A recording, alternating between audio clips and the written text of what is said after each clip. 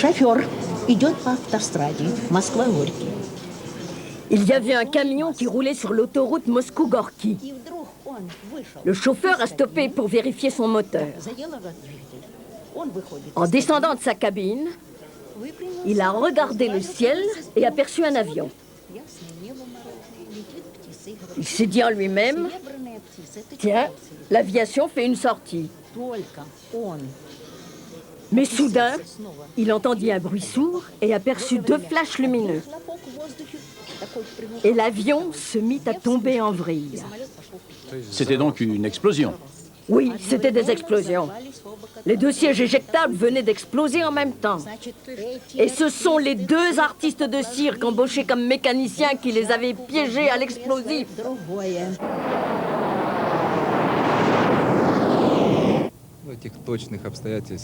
Malheureusement, personne ne connaît les circonstances exactes de la catastrophe.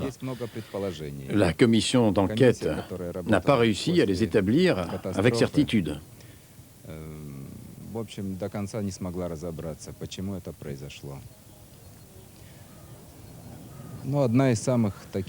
En tant que pilote d'essai, l'une des hypothèses les plus vraisemblables à mes yeux est que l'avion de Gagarine et de Seryogin s'est brusquement retrouvé dans le sillage d'un deuxième appareil, ce qui a entraîné une chute en vrille dont ils n'ont pas réussi à sortir assez tôt.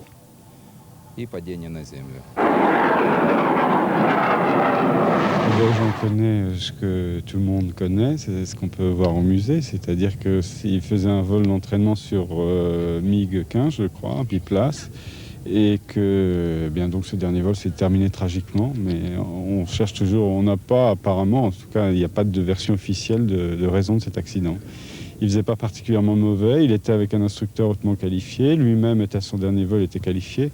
Ça fait partie des aléas qu'il y a à la fois dans l'espace et dans le métier de pilote, dans la carrière d'aéronautique. C'est des choses qui arrivent.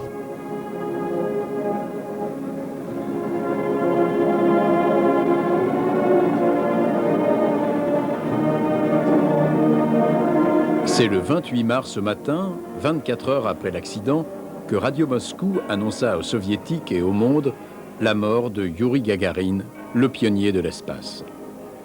L'émotion fut immense d'un bout à l'autre de la planète. Il avait été le premier à l'embrasser d'un seul regard 7 ans plus tôt.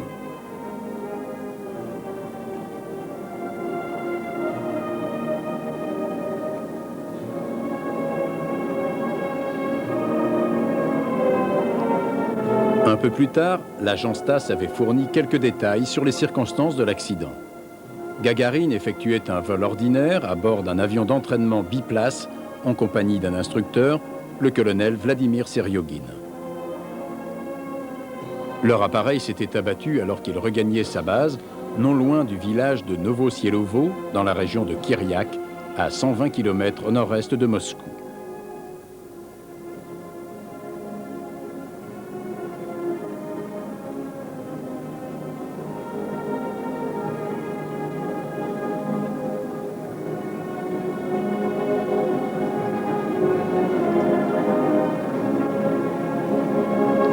L'agence TASS précisait encore qu'une commission d'enquête avait été créée pour tenter d'élucider les causes de la catastrophe, et ce fut tout.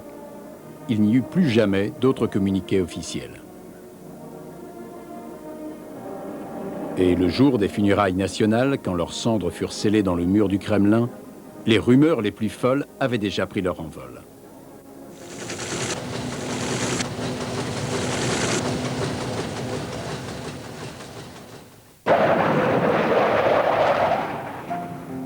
Comment admettre que Youri Gagarin ait pu se tuer au cours d'un banal vol d'entraînement? C'était difficile pour le peuple soviétique qui adulait ce héros universel issu de ses rangs. Et sans doute les dirigeants du Kremlin ne trouvaient-ils pas non plus leur compte dans cette version. C'était encore le temps où se déroulait une compétition Est-Ouest acharnée. Gagarin pouvait, par-delà la mort, continuer de servir sa patrie et son camp. L'agence TASS donna donc un coup de pouce à la légende en cautionnant la thèse d'un journaliste britannique. Gagarine se serait sacrifié pour éviter que son avion ne s'écrase sur un village.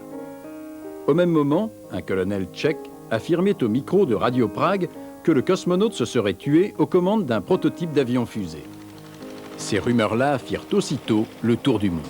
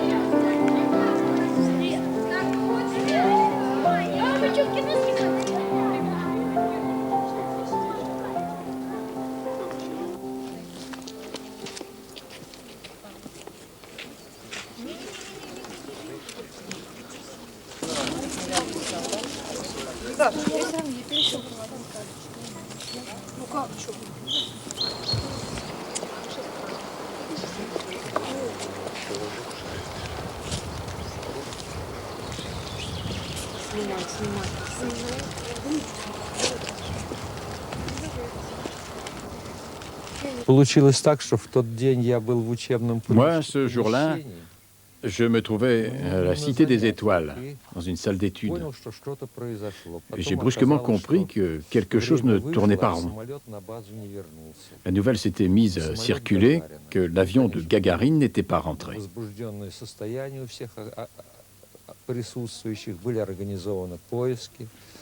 Évidemment, tout le monde se faisait un sang d'encre. Les hélicoptères sont partis à sa recherche.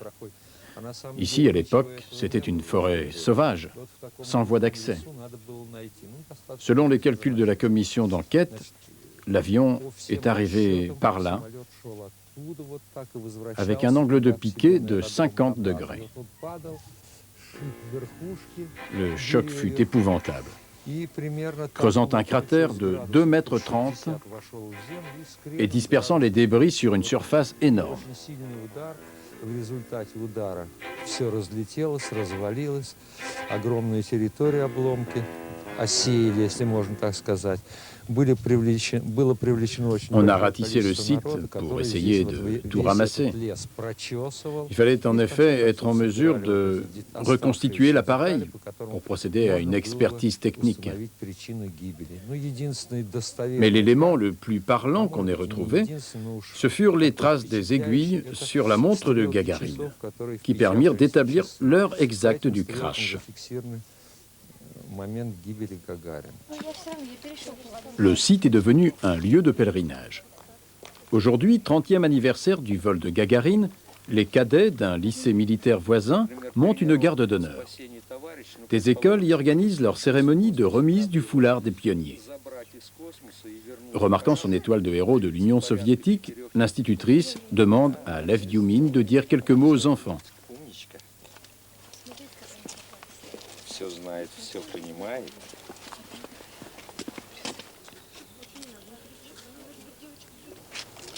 De jeunes mariés viennent déposer un bouquet conformément à la tradition qui veut qu'en pareille circonstance, on aille fleurir un monument aux morts à la sortie de la mairie.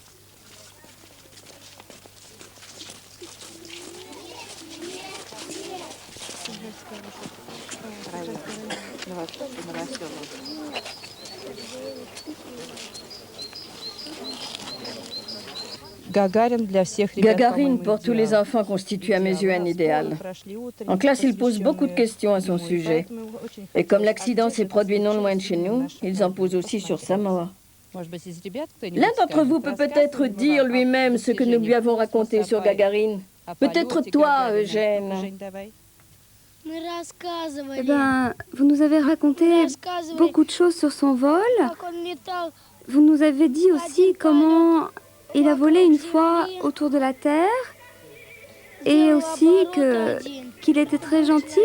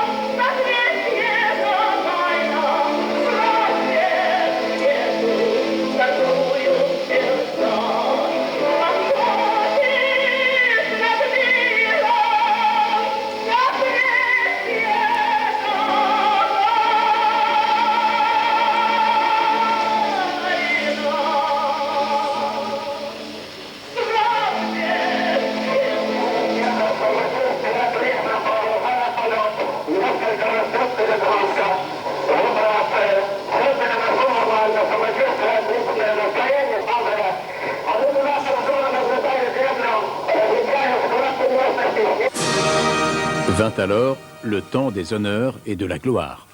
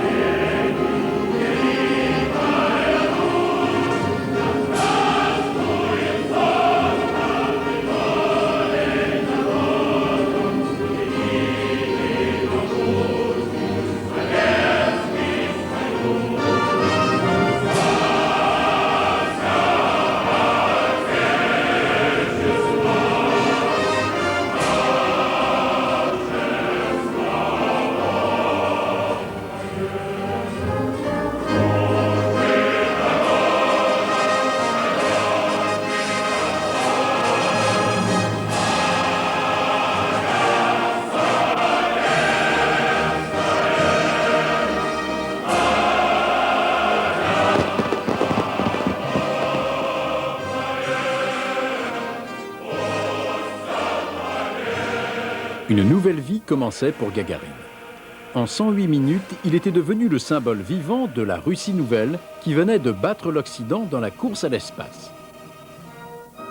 Jeune pilote de 27 ans, totalisant moins de 300 heures de vol, il devait désormais consacrer l'essentiel de son temps à un nouveau métier, celui d'ambassadeur extraordinaire au service de son pays et de son parti. Son sourire et un don de sympathie hors du commun allaient conquérir les cœurs de millions d'hommes et de femmes dans son pays comme dans les nombreuses capitales étrangères où il fut invité.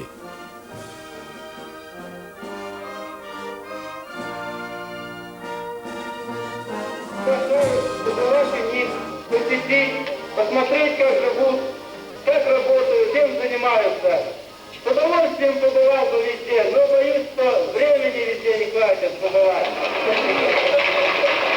Я постараюсь.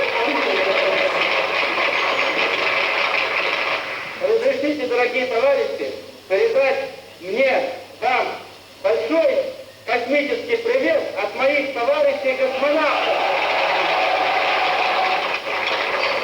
Разрешите также передать вам большой привет от всего советского народа.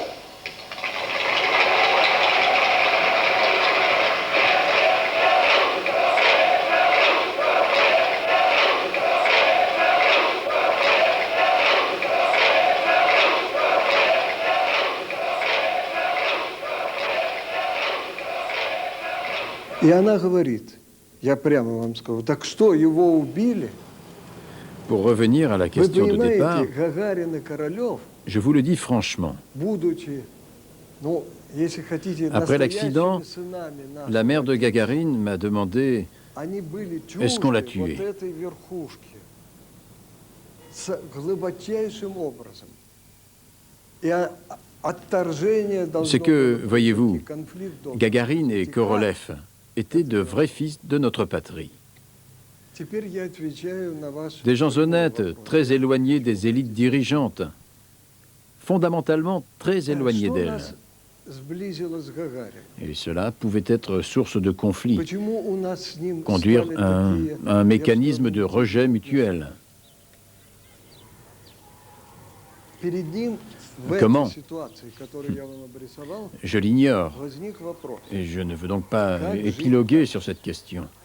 Попробуйте вы, Si nous nous sommes rapprochés я вот sur это le plan много personnel, раз пробовал, Gagarine et moi, поставить на c'est место que je comprenais Гагарина. la question qui le hantait. 27 лет. Comment dois-je vivre Самый désormais? знаменитый человек во всем Il мире. suffisait de se mettre à sa Горячо place, любимый, в общем, celle d'un всем, homme так сказать, devenu здоровым, célèbre à l'âge de 27 здоровым ans, человечеством. adulé par la terre entière, Материальное à l'abri de tous les problèmes matériels. Un homme devenu un monument vivant. Он сам пишет, не хочу быть памятником. Mais lui-même avait écrit dans son journal intime Летать, « Je ne veux но он pas уже devenir перешел un monument ». к трубе. Я не согласен. Comment Со мной continuer à сейчас vivre, donc? говорят, что летчик En se remettant не à может без piloter, неба, я и сам так писал. Il avait déjà dépassé cette limite. И вот я, как его Qu'un pilote ne учитель, puisse pas vivre sans le это ciel, человек, у которого, je le comprends ну, très bien сейчас moi-même. десятки людей занимают Mais ça n'était большие qu'une partie de la réponse pour lui. не мог не задумываться над... И почувствовал, что судьба меня... En tant que son professeur, je suis donc devenu aussi son maître à penser, en quelque sorte, pour l'aider à trouver une solution à son problème. Et la voie que nous avons trouvée, c'était la science. И вот мы с ним стали искать путь. La création scientifique, Наука.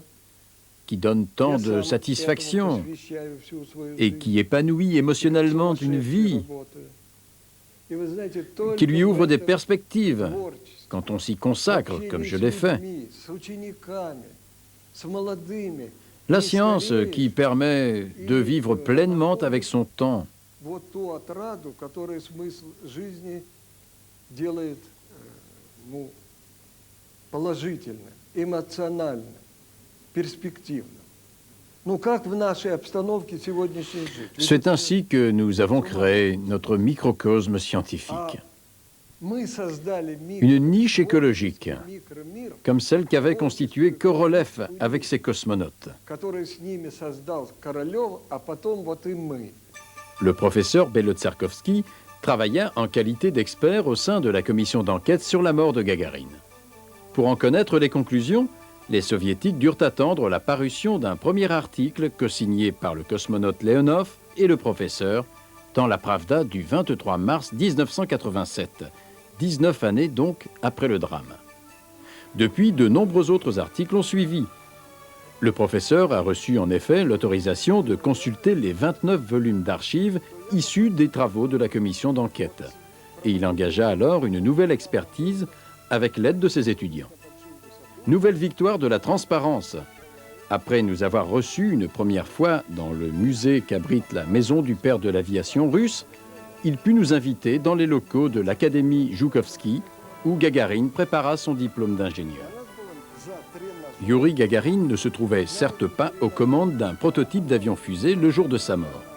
Mais ce qui est vrai, et que nous sommes les premiers à avoir pu filmer, c'est que des projets de navettes spatiales avaient été mis à l'étude dès cette époque et que Gagarine y travailla, en sa double qualité d'élève ingénieur et de directeur adjoint du centre de préparation des cosmonautes.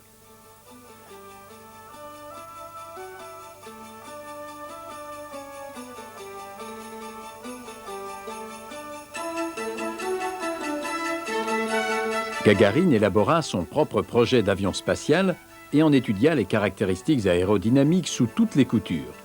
Il présenta le résultat de ses travaux à un jury le jour de son diplôme. Il allait le décrocher haut la main le 17 février 1968.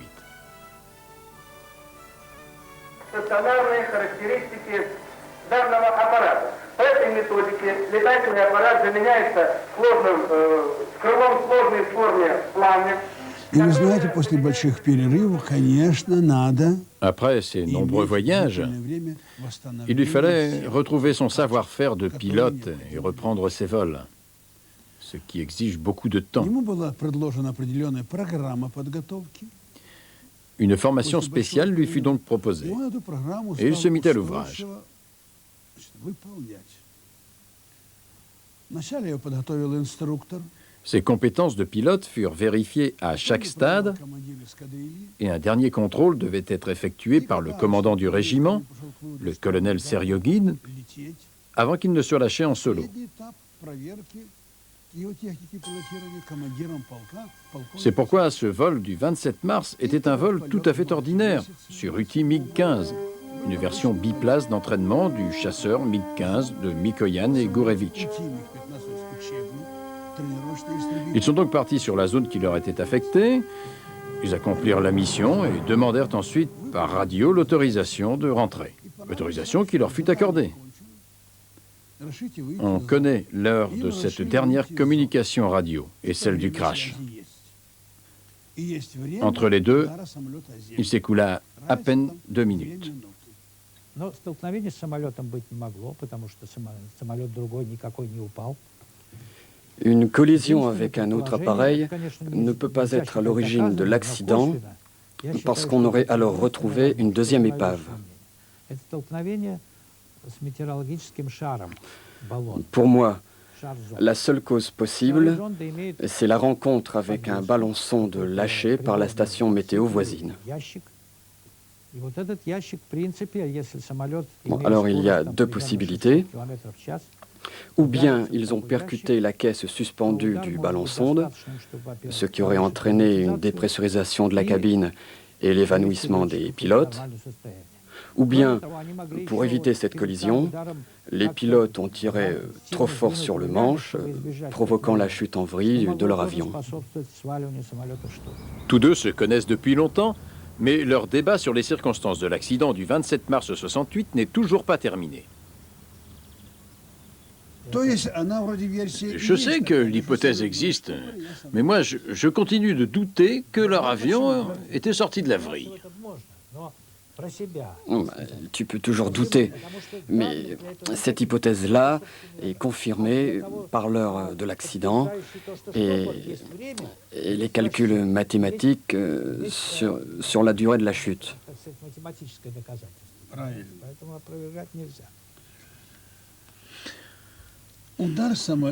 Écoute,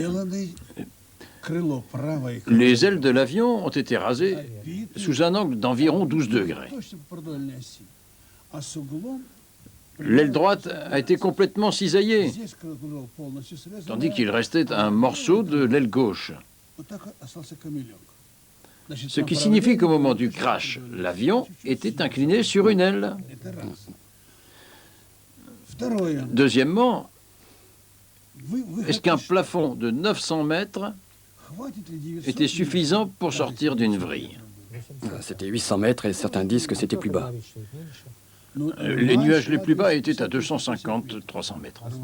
Non, mais la couche principale était à 800 mètres. Oui, c'est ça. Était-ce donc une altitude suffisante pour un pilote qui ne s'est jamais trouvé auparavant en vrille? Ils ne s'en sont pas sortis parce qu'il leur manquait de l'altitude. Non, mais ils ont quand même réussi à arrêter la rotation de l'avion et ils ont essayé de sortir du piquet en encaissant 11 G. Ça a été prouvé. La perte d'altitude du MiG-15 en sortie de vrille est de 450 mètres. C'est peu de choses. 450 mètres. Это первое, что я хочу сказать. Эти споры у нас с ним продолжались. Avec Mikoyan, nos discussions continuent depuis 20 ans. Главным мы сошлись. Mais nous sommes d'accord sur les principaux facteurs de l'accident. И что причиной этого Le mauvais temps, ну, мы все признаем, la было conception des réservoirs supplémentaires qui accentuaient les risques de vrille, вот эти подвесные баки неудачные. И какое-то внешнее et enfin препятствие, l'existence d'un obstacle indéterminé qui a entraîné une manœuvre brutale des pilotes. сделали резкий маневр на отклонение, на уклонение от встречи. Sur ces points, nous sommes tous d'accord. Здесь мы все согласны. Вот в этом. Теперь La version à laquelle Mikoyan reste attaché,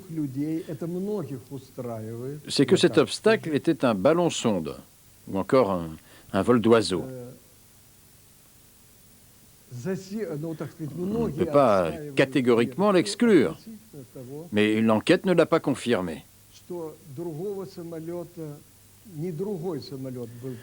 Aucune trace de ballon-sonde ou d'oiseau n'a pu être retrouvée. Notre désaccord réside dans la définition de l'obstacle rencontré.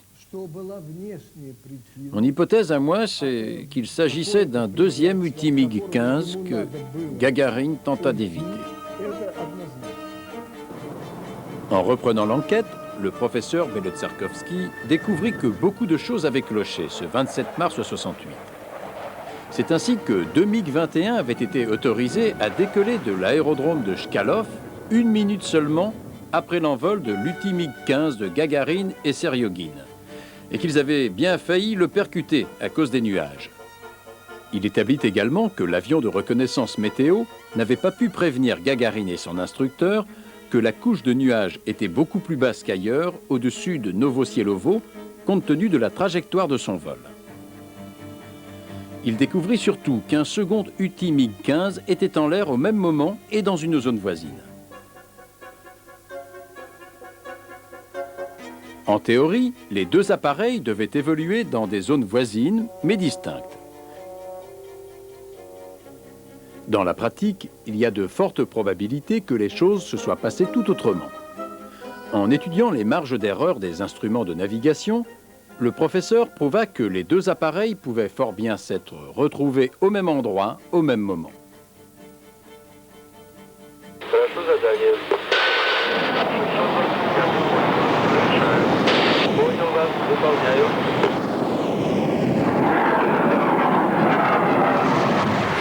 Разрешение разворот на курс 320. 625 разрешаю. Понял, выполняю.